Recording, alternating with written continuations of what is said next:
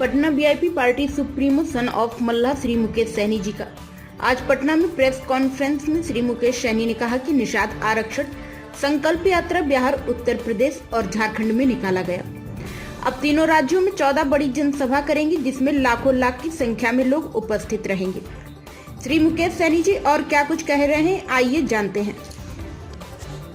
समाज के बीच में गए, अपनी हक अधिकार की बात किए और लाखों लोगों को संकल्प करवाएं। उसी क्रम में अभी हम लोगों ने निर्णय लिया है कि पूरे बिहार में, यूपी में, झारखंड में 14 जगह जनसभा करेंगे। ये बड़ी रैली होगा, हर जगह कम से कम लाख सवा लाख लोग वहां पे पहुंचेंगे।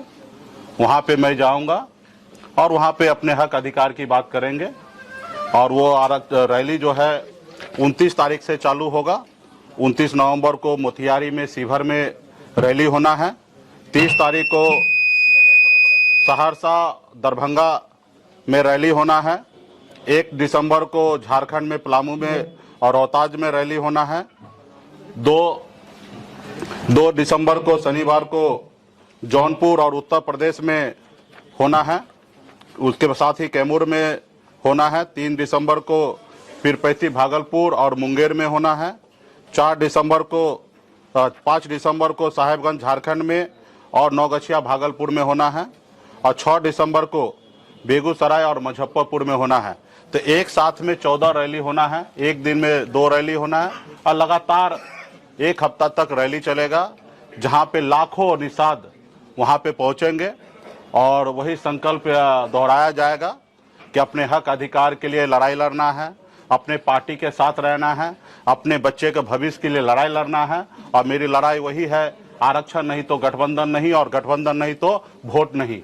और ये निश्चित तौर पे ये जो स्लोगन है ये भारत सरकार के लिए है, क्योंकि हमारी लड़ाई जो है भारत सरकार को ही आरक्षण पूरा करना है। क्योंकि बंगाल में निषाद को आरक्षण मिल रहा है, सभी उपजाति को, बीन बिल्दार, नुनिया, मला को, सबको आरक्षण बंगाल में मिल रहा है। दिल्ली में निषाद के सभी उपजाति, बीन बिल्दार, नुनिया, मला को आरक्षण मिल रहा है, लेकिन बिहार में या झारखंड में, उत्तर प्रदेश में नहीं मिल रहा। तो मेरा मानना है कि देश एक है, देश के प्रधानमंत्री एक है, देश के गृह मंत्री एक है, देश का संविधान एक है। फिर हमारे साथ कहीं ना कहीं भेदभाव हो रहा है। 75 साल से लोगों ने हमें यूं ही वोट लेते रहा, हमें बेवकूफ बनाते रहा। तो हम लोगों ने हक अधिकार के लिए लड़ाई लड़ते लड़ते, संगठन के माध्यम से लड़ते लड़ते अभी हमने पॉलिटिकल पार्टी भी बना लिया है। और आपने देखा कि किस तरीके से चढ़ाव उतार हो रहा है। अभी माननीय मुख्यमंत्री जी को भी मैं धन्यवाद देता हूं कि बिहार में उन्होंने जाति आधारित गणना उन्होंने कराया। और जाति आधारित गणना में आपने देखने के लिए मिला होगा कि बिहार में 0.10% निषाद समाज है। अगर 1 नंबर में ओबीसी में अगर हमारे यादव भाई है, तो दूसरा नंबर में निषाद समाजी है, जो 0.10% की संख्या में पूरे बिहार में है। तो और अति पिछड़ा में 36% हमारे पास संख्या है। तो निश्चित तौर पे आने वाले समय में वोट से ही सारा परिवर्तन होता है। बाबा साहब भीमराव अंबेडकर ने कहा था कि अब रानी के पेट से जो बच्चा जन्म लेगा, जरूरी नहीं कि वही राजा बनेगा। अब राजा वो बनेगा जिसके पास वोट होगा। तो वोट हमारे पास है। गरीब जनता का वोट से ही देश का प्रधानमंत्री चयन होता है, और गरीब जनता के वोट से ही राज्य में मुख्यमंत्री बनता है। और 10% वोट हमारे पास है। जब भी मौका मिला बिहार में सभी पॉलिटिकल पार्टी को हमने दिखाया, चाहे वो सहरसा में सिमरी बख्तियारपुर में उपचुनाव लड़कर 25,000 वोट लाना हो, या हमने बोछा में 35,000 वोट अकेले दम पे मैंने लड़ाई लड़के लिया, या कुरहनी में चुनाव लड़कर 10,000 वोट आया। तो हमने हर पॉलिटिकल पार्टी को दिखा दिया कि निषाद का वोट जो है वो अभी कैडर बन चुका है। जैसे कभी मायावती जी के साथ हुआ करता था कि हर हाल में वो उसके लिए एक ही नजर आता था, हाथी। तो उसी तरीके से आज बिहार में हर एक निषाद परिवार में जाइएगा, निषाद समुदाय में जाइएगा, वहां पे एक ही आपको देखने के लिए मिलेगा कि हमारा नाव छाप है, हमारा चुनाव चिन्ह, हमारा नेता है, हमारी पार्टी वीआईपी है, विकासशील इंसान पार्टी। तो मजबूती से लोगों के बीच में हम लोग जा रहे हैं, काम कर रहे हैं। और आने वाला समय में निश्चित तौर पे देश का जो चुनाव होगा 2024 में, उसमें निषाद समाज यूपी, बिहार, झारखंड में एक निर्णायक वोट होगा। और अभी जो लोग जैसे भी सोचे वो सोचते रहे। आजाद भारत में, हिंदुस्तान में पहली बार ऐसा हुआ कि तकरीबन 40 लाख से अधिक लोग हाथ में गंगा जल लेकर संकल्प ले लिया कि अपने बच्चे के भविष्य के लिए लड़ाई लड़ेंगे, ना ही किसी पॉलिटिकल पार्टी के पीछे घूमेंगे। अगर घूमेंगे तो सिर्फ वीआईपी के पास घूमेंगे। और अभी जो 14 रैली होना है, तकरीबन इसमें भी कम से कम 15 से 20 लाख लोगों को संकल्प कराया जा रहा है। तो आने वाले समय में बड़ा ये होगा। और ये यूपी, बिहार, झारखंड में हमारे पास वो शक्ति है, 134 लोकसभा सीट है। हमारा जो दोस्त होगा वो 60 लोकसभा सीट जीतेगा, और जो दुश्मन होगा, निषाद समाज को जो इग्नोर करेगा, उनको कुछ नहीं समझेगा, जो उनके एजेंडा पे काम नहीं करेगा, उसको 60 लोकसभा सीट से नुकसान उठाना पड़ेगा। तो इसके लिए हम लोग मजबूती से काम कर रहे हैं। और हम तो उस कुल खानदान के लोग हैं कि हमारे पास नाव है, कभी हमारे नाव से श्री रामचंद्र जी को पार लगाए थे, इसलिए आप लोगों के लिए हमने बैनर में लगा दिया कि आप पहचानिए, हम वही केवट में हैं, और हमारे नाव पे जो बैठेगा वो पार लगेगा, जो नाव पे नहीं बैठेंगे वो मझधार में बैठ जाएंगे, पहुंचेंगे। तो इसलिए मजबूती से हम लोग अपना काम में लगे हैं। और आप देखते होंगे कि बिहार में किसी पॉलिटिकल पार्टी को एक बड़ा नेता आता होगा तो एक रैली करने के लिए राज्य के सभी नेता को उतार देते हैं, और उसके बाद वो रैली सफल होता है। और आप सभी को जानकारी होगा कि कल से रैली होना है, और मैं आज आपके बीच में पीसी कर रहा हूं, और एक साथ में 14 रैली होना है, जिसमें से यूपी में एक रैली होना है, झारखंड में 2 रैली होना है, बिहार में 11 रैली होना है। और पार्टी इतना मजबूत हो चुका, कैडर इतना मजबूत हो चुका है कि कहीं पे तैयारी के लिए लोगों को भेजना नहीं पड़ता, स्वतः रैली कंप्लीट होगा। और आप देखने के लिए मिलेगा, आपके पास रोज कल से विजुअल आना चालू होगा कि कितना शानदार रैली होगा। अभी हाल फिलहाल में आपने देखा बापू सभागार में भी एक रैली हुआ, और रैली में आप देखें कि जितना नेता है उसके सामने में अगर देखिएगा तो 100 लोग भी नहीं पहुंचा। तो लोग अपने आप को भले कितना मजबूत बोले, जनता को आप लाके संबोधन कर रहे वो मैंने रखता है। तो कुछ पॉलिटिकल पार्टी जो है नेताधीन है, उनके कहने से कोई आने वाला नहीं है, और वो पार्टी बिहार में अपने आप को मानता है कि हम शेर हैं, बब्बर शेर हैं, जबकि सच्चाई ये नहीं है।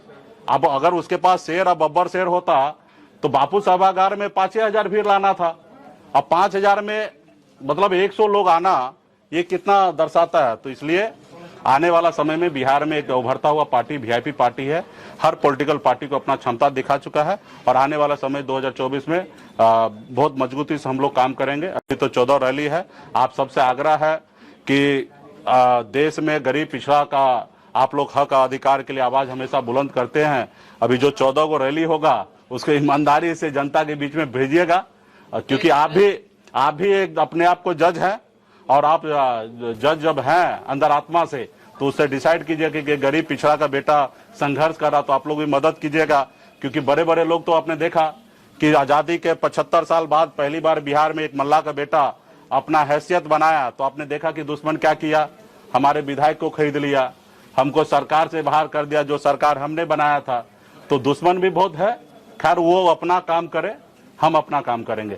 रैली के बाद महारैली भी होगी क्या वीआईपी की? नहीं, इसकी आवश्यकता नहीं। गांव-गांव में एक निषाद का बेटा जागरूक हो चुका है, हाथ में गंगा जल लेके अपने बच्चे का भविष्य के लिए संकल्प ले रहा है कि जो हमारा दोस्त होगा उन्हीं के साथ जाएंगे, जो दुश्मन होगा उसको हराने का काम करेंगे।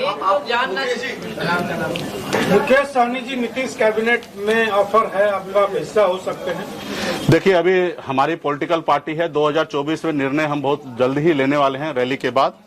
अभी कुछ भी बोलना सही नहीं होगा, अभी हम अपने रैली में लगे हुए हैं। प्रदेश की जनता जानना चाह रही है कि मुकेश सहनी जो है वो भारत में रहेंगे कि इंडिया में रहेंगे, पसंद क्या है, ये लोग जानना चाह रहे हैं। देखिए, अभी हम अपने काम में लगे हैं, इसका भी जवाब बहुत जल्दी हम आप लोगों को रैली समाप्त होने के बाद हम आप लोगों को दे देंगे। अभी रैली में हम लोग बिजी हैं, हम अपने पार्टी के सभी लोगों से मिलेंगे, देश का सिचुएशन समझेंगे, देश में गरीब युवा सबके बारे में सोचकर निर्णय लेंगे। जो भी निर्णय लेंगे उसमें बिहार का भी हित होगा, हमारा देश का हित होगा, निषाद समाज का हित होगा, ये सब सोच समझ के लेंगे। अभी तो हम दूसरे काम में लगे हैं, और वो काम पूरा हो जाएगा तो निश्चित तौर पे। आपने राम का यहाँ पे राम की तस्वीर लगी हुई है, लेकिन जो बिहार सरकार है वो छुट्टियों में कटौती करती है, हिंदुओं की छुट्टी में, लेकिन जो अदर संप्रदाय के पर्व है उनमें बढ़ोतरी की गई है। खास करके रामनवमी का भी छुट्टी कैंसिल। देखिए, सरकार मौका मिला, माननीय मुख्यमंत्री नीतीश जी को सरकार चला रहे हैं, और बिहार के बेहतर के लिए उनको जो उचित लग रहा है वो कर रहे हैं। और रहा कि अगर वो गलत करेंगे तो जनता आने वाले समय में परिणाम देंगे। और लगता है कि हमें लगता है कि कुछ छुट्टी को एडजस्ट करके अगर हमारे बच्चे स्कूल अगर पढ़ने के लिए जाएं तो मेरे लिए ज्यादा अच्छा होगा। लेकिन हाँ, किसी के भावना के साथ हमें नहीं खेलना है। अगर कुछ छुट्टी अगर एडजस्ट होकर अगर हमारे बच्चे स्कूल जाएं तो मेरे लिए ज्यादा अच्छा है। त्योहारों में छुट्टियां बढ़ाई जा रही हैं, इस्लामिक त्योहारों में छुट्टियां बढ़ाई जा रही हैं, उस पर क्या? इसकी जानकारी मुझे नहीं है, और आपने कहा मुझे बताइए कौन सा इस्लामिक धार्मिक में छुट्टी बढ़ाया जा रहा है, तो फिर मैं उसका जवाब दूंगा। लगातार अक्सरें चल रही है विषय पर। हाँ हाँ, कब से कब तक ये 14 रैली हो जाएगी? ये अभी कल 29 तारीख से नवंबर से चालू होगा और 6 दिसंबर के बीच में 14 रैली हो जाएगा। एक दिन में 2 रैली होना है, तो 7 दिन में लगातार 7 दिन रैली होगा। हर रोज 2 रैली होगा और 7 दिन में 14 को रैली होगा। केवल बिहार में ही होगा कि उत्तर प्रदेश? बिहार में 11 रैली है, उत्तर प्रदेश में 1 रैली है जौनपुर में, और झारखंड में 2 रैली है।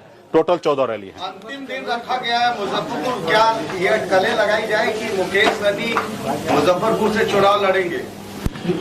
नहीं, देखिए, मुजफ्फरपुर निषाद समाज का राजधानी है और 6 दिसंबर को जो है बाबा साहब जी का श्रद्धांजलि दिवस है, इसलिए मुजफ्फरपुर और बेगूसराय रखा गया। उस रोज विशेष कार्यक्रम होगा, उस रोज का रैली जो होगा बाबा साहब के नाम होगा। तो ये है, और निश्चित तौर पे मुजफ्फरपुर निषाद का राजधानी है, तो वहाँ पे धमक स्पेशल होगा। जी, क्या मान लिया जाए कि आपने तस्वीर जो नाव की लगाई है, अगर 24 का चुनाव जीतना है तो आपके साथ लोगों को आना होगा? हाँ, मेरे नाव पे बैठना पड़ेगा। कोई ये उम्मीद करे कि मैं उसके पीछे पीछे चलूं, तो ये वो कल्पना करना भूल जाए।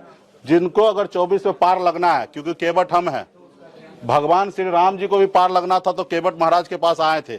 उसी तरीके से जिनको भी 24 के चुनाव में आगे निकलना है, सरकार बनाना है, वो निषाद समाज के पीछे आएंगे और निषाद समाज के एजेंडा को अपनाएंगे, तभी उसको नाव पे चढ़ने देंगे। पहले जैसा नहीं है कि प्रभु हम आपको पार लगा रहे हैं, बाद में हमको लगा दीजिएगा। नहीं, यहाँ नाव पे चढ़ने से पहले कुछ दीजिए, उस पार जाना है तो आरक्षण लागू कीजिए। मुकेश जी, अगर आरक्षण नहीं मिलता है हाँ। तो फिर किधर रुख करेंगे? क्या तीसरा आरक्षण नहीं मिलता तो अभी तो एक एजेंडा है कि भाजपा को हराना है। ठीक है, बहुत बहुत धन्यवाद। हाँ। मंत्री बनने के बाद 3 लोग भारतीय जनता पार्टी के साथ है, लेकिन 7 लोग जो है उनके विरोध में है, तो 3 लोग उनके जिंदाबाद कर रहे हैं, 7 लोग तो मुर्दाबाद भी कर रहे हैं ना। एक ही लोग नरेंद्र मोदी जिंदाबाद भी कर रहे हैं और मुकेश सहनी भी जिंदाबाद भी कर रहे हैं। आपको नहीं लगता कि अगर आप बीजेपी के साथ नहीं गए तो वोटों का कन्वर्ट करवाना? अभी जो कुछ लोगों के पास अपना भावना भी है, उस भावना को हम कदर करते हैं। जब समय आएगा तो वो किसी एक ही नाव पे चढ़ेंगे, 2 नाव पे सवारी नहीं करेंगे। उस समय में उनके अंदर आत्मा को देखना है कि अपने बच्चे के भविष्य के साथ जाना है या हवाई में जाना है। नीतीश जी ने ऑफर किया है कैबिनेट में शामिल होने के लिए, भाई ये सब तो होंगे कि नहीं? देखिए, आप सभी को बहुत बहुत धन्यवाद। नीतीश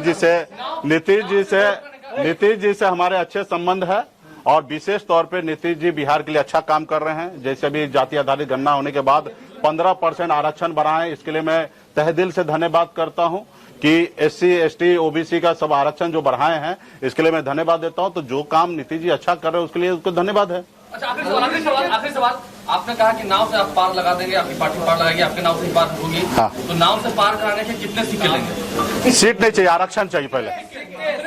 हाँ, सिक्के नहीं, आरक्षण चाहिए। हाँ, आरक्षण चाहिए, सिर्फ आरक्षण। बहुत बहुत धन्यवाद।